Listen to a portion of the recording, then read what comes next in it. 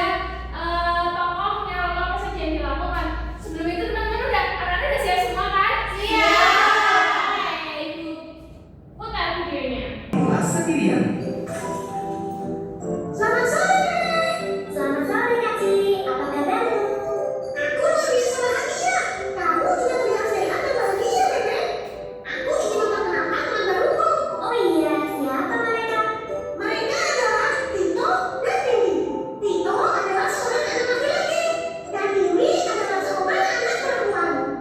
Coba, tadi ini namanya siapa? Tito. Yang cewek namanya siapa? Mimi. Tito ini laki-laki atau perempuan? Laki-laki. Kalau Mimi laki-laki atau perempuan? Jadi di sini ada laki-laki dan perempuan. Hai Tito, hai Mimi. Wah, kalian berbeda satu sama lain, laki-laki dan perempuan. Perbedaan yang sangat tampak pada diri kami tentu saja adalah pakaian yang kami kenakan. Aku mengenakan kemeja dan celana, sedangkan Mimi mengenakan gaun atau rok. Secara fisik, tubuh kami juga berbeda. Tito memiliki tubuh yang berotot dan tegap. Tito juga memiliki tubuh yang lebih kuat. Sedangkan aku memiliki tubuh yang lebih lemah dan memiliki lembut. Benar sekali, itulah kenapa Mimi sering meminta bantuan padaku untuk mengangkat barang-barang yang berat. Sedangkan aku sering meminta bantuan Mimi untuk membuat rumah menjadi lebih indah dan rapi. Karena Mimi lebih rajin dan lebih suka kerapian daripada aku. Yang pasti kami saling membantu kalau ada salah satu dari kami yang mengalami kesulitan. Wah, keren! Hari ini kita belajar sekali. Selain belajar mengenal perbedaan laki-laki dan perempuan, wah, jadi bingung nih. Tito dan Mimi saja memiliki banyak perbedaan kegemaran. Tito, Mimi, apakah kalian memiliki suatu aktivitas yang sama-sama kalian suka? Tentu saja ada. Kami suka bernyanyi. Ya, benar sekali. Dan Oke, tadi yang laki-laki namanya Tito, yang perempuan namanya Mimi. Anak-anak di sini punya nama nggak? Punya. Asli di sini beda-beda atau sama? Beda. Beda. Tadi Tito dan Mimi juga punya hobi yang berbeda. Anak di sini punya hobi nggak? Punya.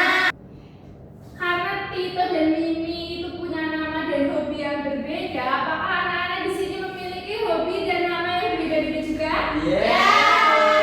Kalau begitu, Bu Guru akan contohkan dulu. Bu Guru namanya Bu Tiara.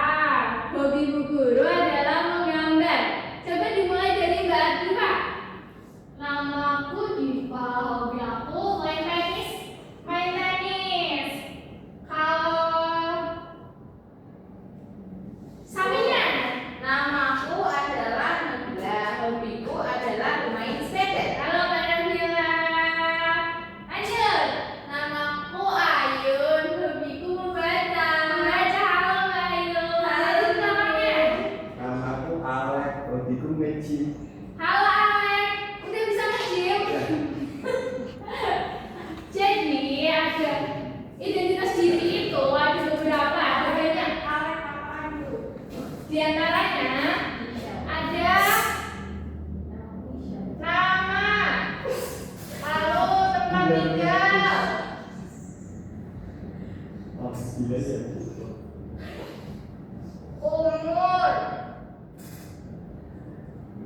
hobi, dan jenis kelamin. Teman-teman di sini jenis kelaminnya apa aja ini? Perempuan. Mana yang perempuan? Mana yang laki-laki? Oh, bisa membedakan? Bisa. Bisa membedakan?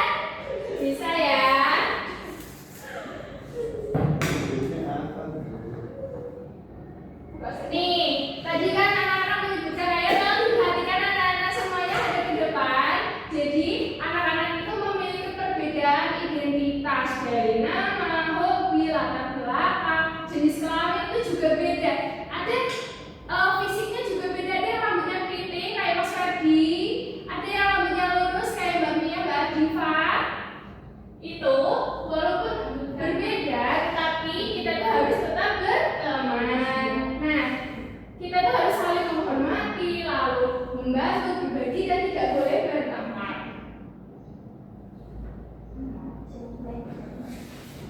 Nih, ibu ada dua media, dua papan. Yang satunya dibaca, bisa dibaca bersama laki-laki. Kalau yang satunya perempuan. Guru akan menempelkan ini di sini, lalu anak-anak akan mengelompokkan yang mana yang laki-laki dan mana yang perempuan.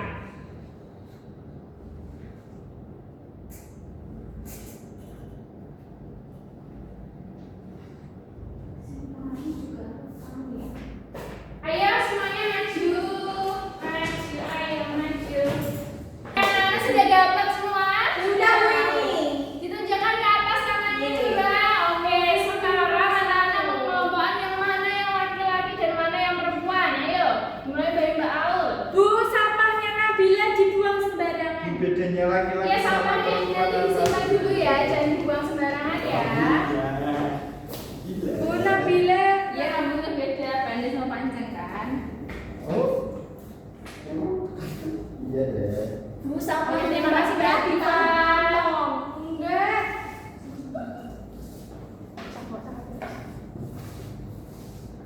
Bapakmu Bapaknya bilang, Bu.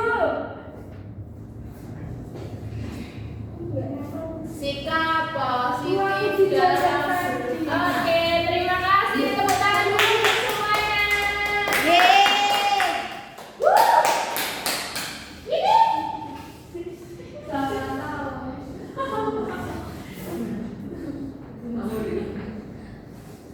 Nah, di sini anak-anak sudah mengelompokkan, berarti anak-anak sudah tahu bagaimana membedakan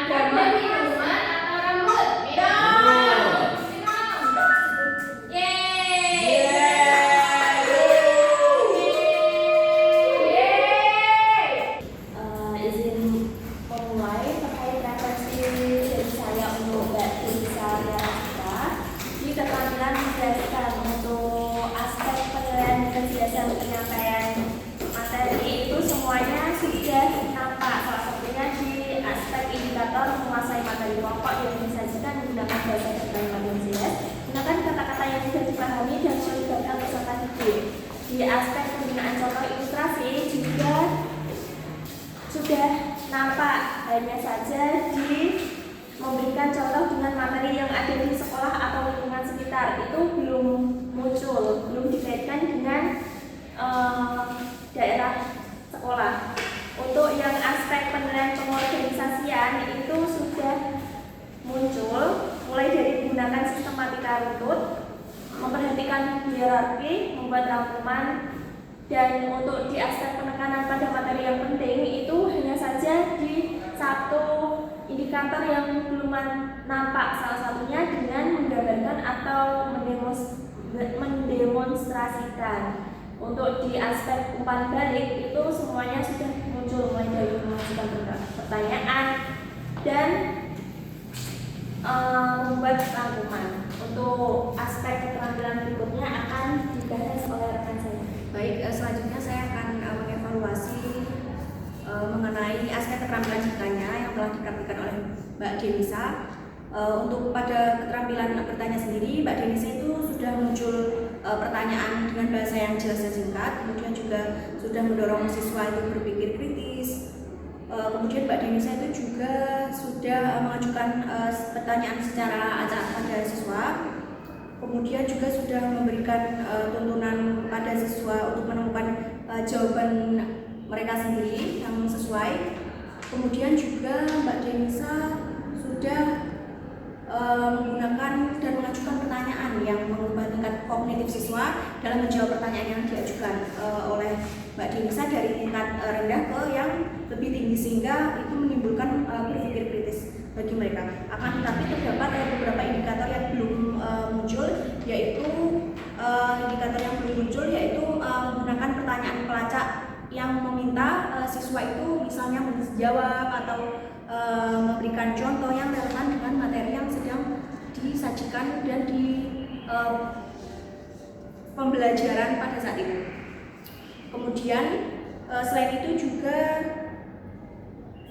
Mbak Denisa sudah mengusahakan pertanyaan ke arah jawaban yang diminta. Dari saya mengenai evaluasi keterampilan bertanya cukup. Selanjutnya, Baik, baik, terima kasih atas informasi yang telah diberikan. Saya menyadari ada beberapa kekurangan. Tadi contohnya belum memberikan contoh yang secara langsung pada peserta didik. Kemudian tadi yang bertanya juga pelacak ya,